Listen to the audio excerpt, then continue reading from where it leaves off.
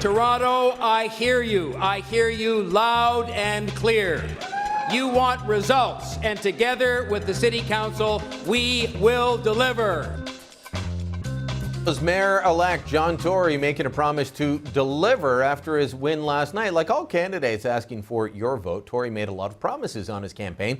Our next guest says big political promises have created a bleak future for young Canadians. Candice Malcolm is the Ontario Director of the Canadian Taxpayers Federation and author of the new book, Generation Screwed. She joins me now. Candice, your book comes out next week. We'll get a copy of it then and read it, but I know this touches on issues that you and I have been talking about for years, and that is the high cost of government. You put forward in your book that it's young people that are going to bear the burden of this. Let me turn the tables on you and say, young people continue to vote for socialism, and that's part of the problem.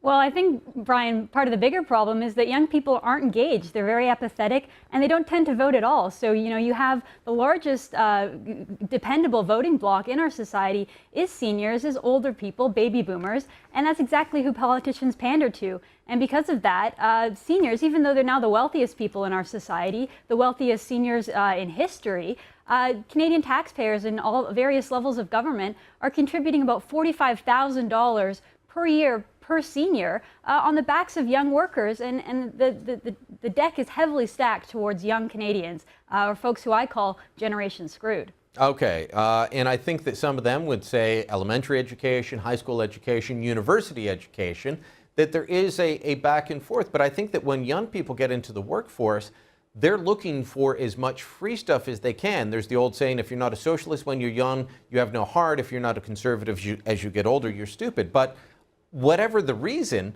the fact is our government debt is ballooning, and we can bring up and show it across the country. Federal debt and provincial debt is added up, and that is taxation on future generations. There you have there. $613 billion and rising at the federal level. Ontario's 274, Quebec 201, 63 out in BC. It does add up to quite a bit. It does, and this is just current debt, and it's only a small portion of the larger picture. When we look at government debt, we have generations and decades of politicians making very big promises to the people. You said that young people are, if they don't have big hearts, or if they're not socialists when they're young, they don't have hearts. Part of the problem, as I outline in the book, is a culture of dependency that is permeated throughout all of society. People are very dependent on the government, and they're not really standing on their own 2 feet. And that is going to become a problem later on down the road. As baby boomers retire, they leave the workforce, they're going to start using more and more of the most expensive government programs. So if you think today's debt is bad, and it is, we've gone over $1 trillion in combined debt, the debt down the road is going to be much worse. And I paint the picture in the book of what's going to happen when baby boomers retire, this demographic shift that's happening. Older Canadians, they're living longer, they're retiring early, spending more and more of their life collecting these very, very expensive government benefits, government handouts. And frankly, if you just look at the math, this isn't an argument based on ideology. Just look at the math. There's no way that these programs are still going to exist, are still going to be able to hand out funds at the rate that they do to my generation, to millennials or Generation Screwed when we retire. Look, I've already been told that I won't get OAS at age 65. If I need it, I'll have to wait till age 67. I think we should all work to try and not get OAS, but it's one of the safety net features that's supposed to be there. But because it's unsustainable now, it's been moved up to 67 for people that are my age and younger. But how do you engage someone that's young? Because as I say, they consistently vote for more free stuff. They tend to skew to left-wing parties, be it Democrats in the States, liberals and New Democrats here. How do you engage them and get them to understand that, as you put, they have a debt of $243,000 when they start working at age 20?